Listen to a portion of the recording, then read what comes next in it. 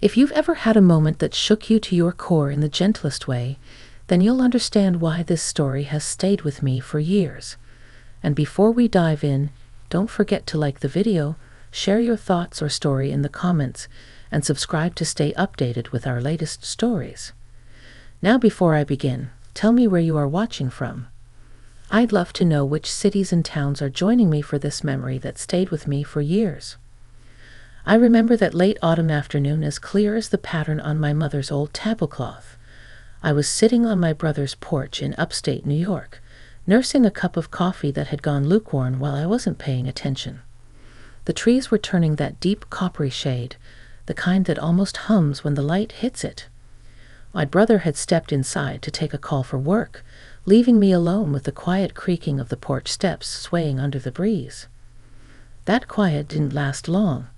His son, Jonah, came out with the usual energy of a kid excited about something he hadn't yet decided how to share. He was only 12 then, but there was something thoughtful about him, something old soul, as my mother would have called it. He sat beside me, not bouncing like he usually did, but settling down slowly, like he had something on his mind. I glanced over, expecting him to ask if we could go toss a ball, or maybe if I had any snacks hidden in my purse. Instead, he stared straight ahead at the line of trees, his shoulders lifting just a little with each breath. There was a tension there, subtle and unfamiliar, like he was working up the courage to step into a story he didn't know how to begin. "Aunt Melissa," he said finally, and his voice wasn't the playful, high-pitched tone I was used to. It was steadier, quieter. "Can I ask you something without you telling Dad?" Now, normally promises like that make me nervous. I've raised kids of my own. I know that when a child asks for secrecy, you have to walk carefully. But something in his expression, earnest, a little worried, but also hopeful, made me shift toward him and nod. "I can listen," I told him. "I can't promise everything stays between us, but I'll hear you out." "Deal." He nodded, accepting that without protest. That alone told me he wasn't trying to hide trouble. He wasn't restless. He wasn't guilty. He was simply searching for words. The porch boards groaned as he tucked his feet up under him. "I feel like nobody listens," he said. "Not really. Not about the important stuff." That surprised me. My brother, for all his faults, tried to be a good father. But I also knew how hard it could be to hear a child when you were exhausted, distracted, or unsure what to do with your own worries. "What important stuff?" I asked gently. He hesitated. The wind made his hair lift a little at the ends, and he clasped his hands tightly in his lap. "About Mom," he whispered. My chest tightened. His mother, my sister-in-law, had passed away the year before. I'd thought he was coping better than any of us. Kids are resilient, people said. Kids bounce back. But in that moment, watching the brave way he held his voice steady, I realized the adults had been fooling themselves with simple sayings meant to soothe. His next words were soft, but they carried a weight that seemed too heavy for someone his age. "I think everyone's pretending they're fine, so nobody has to talk about how they're not." I swallowed. The breeze carried the faint smell of wood smoke, and the sky felt suddenly too wide, too quiet. I turned fully toward him, placing a hand on the wooden armrest between us, close enough that he could feel my presence without feeling crowded. "Jonah," I said, "you're allowed to talk about her. And you're allowed to miss her. You don't have to pretend." He looked up at me then, those hazel eyes shining but not crying. What he said next, that was the moment that would stay with me. The courage in it didn't belong to a child. It belonged to someone who had looked grief in the face and decided to speak anyway. "I'm not scared of missing her," he said. "I'm scared everyone else is." His voice didn't break, but something inside me did, in the gentlest, most awakening way. I sat there for a moment, letting Jonah's words settle between us like fallen leaves on that wooden porch. The honesty of it touched something deep in me, something I hadn't realized had been sitting quietly, waiting to be acknowledged. Grief changes its shape over time, but it never really leaves. And sometimes it takes a voice younger and braver than our own to remind us that pretending doesn't bring healing. It only hides the need for it. Jonah leaned back against the railing, his legs swinging lightly as though he'd said something casual instead of something that had the force of truth behind it. I could see how tightly he was holding himself together, how carefully he watched my reaction, as if my response might decide whether he could continue trusting adults or not.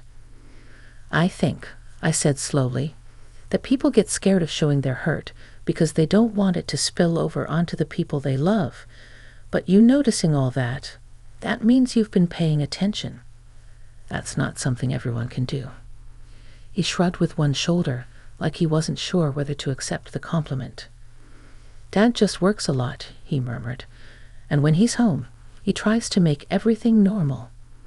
Like if he keeps everything running then Mom will feel less gone. That hit me harder than I was prepared for. I'd known my brother was coping by putting his head down and staying busy, but hearing it from his son's mouth made the truth sharper, clearer. I could picture my brother pacing in the kitchen late at night, his hands restless with the need to fix something he couldn't fix. Your dad cares about you more than anything, I said. Sometimes grown-ups don't know how to show the parts of themselves that feel broken. They think they're protecting everyone. Jonah nodded, but his lips tightened, not in disagreement, but in that thoughtful way he had when he was filing something away to revisit later. The sun was beginning to drift lower, brushing everything with that copper glow that made the valley behind the house look like a painting. He looked out at it now.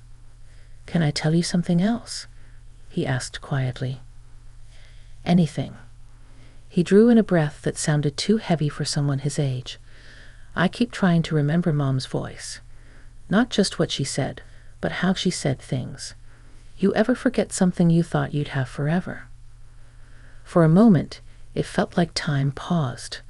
The wind softened, the porch stilled, and my own memories rose up like dust caught in a ray of light. I thought of my mother, gone 20 years now, and how sometimes her laugh came back to me clear as a bell, and other days it felt distant, as though I'd borrowed it from someone else's memory. "Yes," I said softly. "I know exactly what that feels like." He looked relieved, not because I had an answer, but because he wasn't alone in the question. "I don't want her voice to fade," he whispered. I wanted to hug him right then, pull him close the way I used to hold my own kids when something felt too big for them. But I also knew that Jonah wasn't asking for comfort in the form of arms around him. He was asking for connection, for someone to sit in the truth with him without brushing past it. So I said, "Tell me one thing you remember right now." "Anything, even if it feels small." His eyes lifted toward the treetops, thoughtful. "She used to call me kiddo when she wanted my attention. Not in a hurrying way, just warm." He smiled faintly. She said it like she was smiling even before she looked at me. "That's a beautiful thing to remember," I said, "and saying it out loud helps keep it alive." We were quiet again, but it was a comfortable quiet, like the feeling after a long sigh. Then he surprised me, again. "Aunt Melissa," he said, turning toward me with that same steady, brave tone, "can you help me talk to Dad?" "Not for me, for him. I think he needs someone who's not scared to say her name." His courage was unmistakable. It wasn't loud or dramatic. It was quiet and deliberate, rising from a place inside him that understood something many adults still struggle to face. "You're stronger than you know," I told him. He gave me a small nod, and in the fading autumn light, I felt that same gentle shift inside myself, the beginning of something healing, something honest, something earned through shared truth. And as the first evening chill drifted across the porch, I understood that this conversation was only the beginning of what he needed to say, and what I needed to understand. After Jonah's request settled in the air between us, I felt the weight of what he was asking. Not the burden of it, but the importance. He wasn't just looking for reassurance. He was reaching for something he instinctively understood needed to change. And I realized then that sometimes courage comes from simply wanting things to be honest again. My brother came back onto the porch just as the last streaks of orange thinned across the sky. He looked tired in that quiet way he had since the loss, shoulders a little lower, smile a little slower, eyes carrying that gentle exhaustion that comes from pretending you're fine for too long. He ruffled Jonah's hair, and Jonah gave a small, practiced smile in return. "You two conspiring out here?" my brother teased softly. "Just talking," I said. I glanced at Jonah, and he gave me a look that said not yet. So I let it rest for the moment. Inside, the house felt warm and familiar, though it carried an emptiness that hadn't been there 2 years earlier. The framed photos on the wall, the half-burned candle on the kitchen counter, the quilt draped over the sofa, all little hints of a life rearranged after someone essential goes missing. I could tell my brother had been keeping things neat, almost too neat, the way people do when they're trying to control the few things they can. He heated up leftover stew, and we sat around the small kitchen table. Jonah stirred his bowl more than he ate, and my brother kept glancing between the two of us, as though he sensed something was different, but didn't know what. I watched them both, feeling that stirring inside me that comes right before you know a hard but necessary conversation is on the horizon. When we finished eating, Jonah excused himself to get ready for bed. As he headed down the hall, he paused and looked back, just a quick glance, but one that carried all the trust he'd given me earlier. I gave him a small nod. Not yet, but soon. My brother started washing dishes, and I joined him, trying each plate he handed me. It was the kind of quiet chore that makes space for words if you're brave enough to start speaking them. "You holding up okay?" I asked gently. He shrugged. "I get through the days. Keep things moving. That's all I can do." There it was, the honesty, but only on the surface. Everything beneath it stayed tucked away, stored where he thought no one would have to deal with it. "You know," I said, keeping my tone soft, "it's all right if you're not getting through every day. Not the way you think you should." He paused, water running over his hands. He didn't look at me. "If I stop and think too much, everything falls apart," he admitted. "So I don't." "Jonah thinks a lot," I said carefully. "More than you realize." The plate slipped a little in his hands, and he steadied it on the edge of the sink. "Is he all right?" he asked quickly, heart in his throat. "Is something wrong?" "He's hurting," I said, "but not in the way you might be afraid of. He just misses her, and he's worried that if he talks about her, he'll make everyone else upset." My brother finally turned toward me. His face softened, but there was a strain behind his eyes. "I don't want to make him carry more than he has to." "You're not protecting him," I said gently. "You're isolating each other." He let out a long breath, the kind that seems to empty the whole body. "I don't know how to talk about her without." He didn't finish the sentence, but he didn't need to. "Without falling apart. Without reopening the wound. Without admitting that pretending hadn't been working for a long time. He needs to hear her name," I said quietly. "He needs to know it's safe to say it. And maybe you need that too." My brother looked down, gripping the edge of the counter. For a moment he was silent. Then he nodded once, deeply. "You think he's ready?" he whispered. "He's the one who wants to help you," I said. "And that says more about his heart than his age." A small, fragile smile touched his face. "He gets that from his mother," he murmured. And for the first time since she passed, he said her name out loud. Not by accident, not in a memory slipping loose, but deliberately. The sound of it filled the room like a soft light. Not painful, just honest. I felt Jonah's courage settling around us, guiding us towards something we all needed. And I knew the next step would come the following morning, when the three of us would sit together for the first conversation none of us had been brave enough to begin, until Jonah made it possible. Before we begin this final chapter, don't forget to like the video, share your own stories or thoughts in the comments, and subscribe so you can stay connected with our growing community. And tell me where you're watching from. Your towns and cities always make this space feel like a gathering of old friends. The next morning arrived with a kind of stillness that feels like an invitation.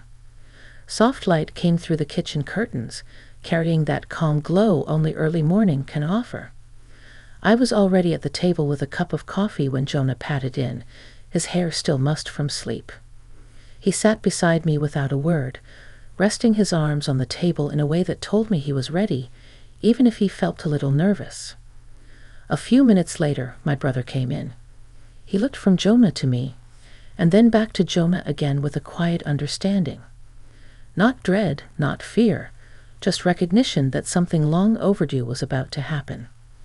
He poured himself a mug of coffee and sat across from us, his movements slower than usual, as though he didn't want to rush whatever this moment needed.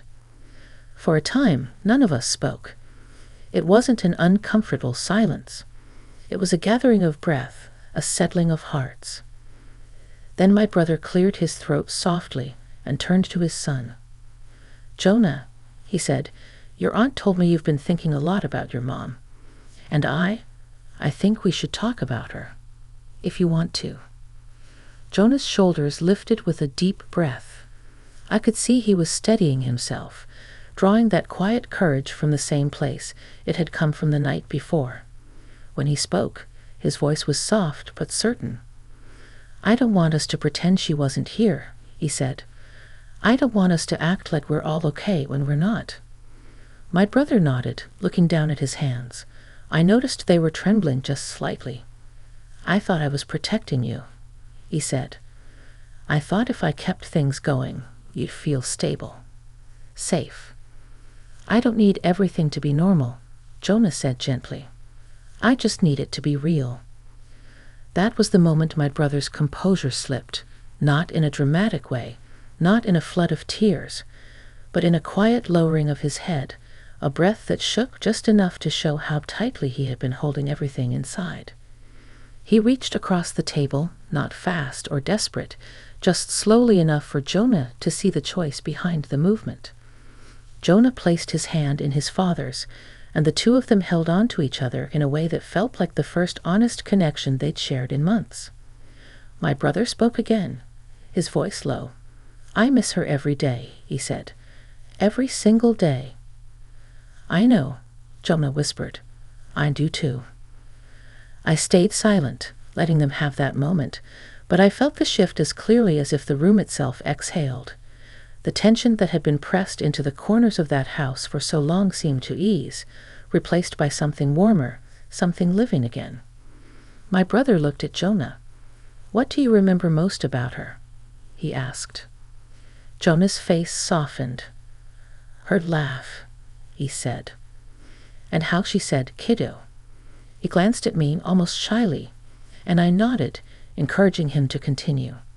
"She sounded happy when she said it, even on days when she was tired." My brother's expression changed, pain and joy woven together in the same breath. "She did," he said quietly. "She always had that spark in her voice, even when she didn't feel well." They spoke for a while after that. Not about the sad parts, though those were there too. Mostly they talked about memories, small ones, ordinary ones, the kind that make a person feel present again in all the ways that matter. My brother laughed once, softly, startled by the sound of it, and Jonah smiled as though he'd been waiting to hear that rare, genuine note.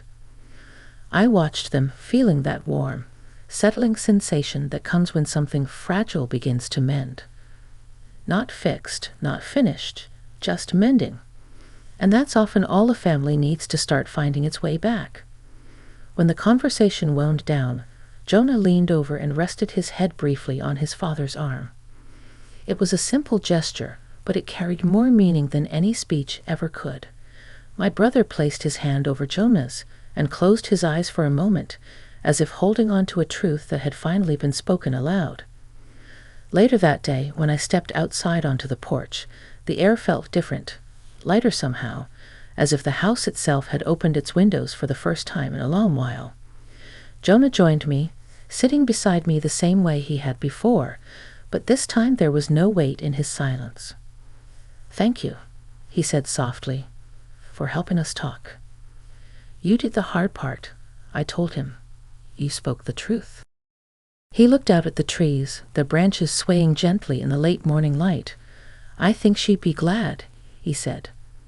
"I know she would," I replied. And in that moment it struck me how unexpected courage can be, how it often shows up in the smallest voices, in the quietest words, at the most ordinary times. How a 12-year-old boy, with a heart wise beyond its years, could remind two adults that healing isn't about pretending everything is fine. It's about stepping into the truth together, hand in hand. As we sat there, I realized the story that began on that porch would stay with me not because of the sadness, but because of the strength that rose from it. The courage of a boy who spoke when no one else could. The tenderness of a family finding its way back to honesty. And the reminder that even the deepest loss can become a place where connection grows again, if we're willing to face it with open hearts. If this story touched your heart, don't forget to give us like and subscribe this channel.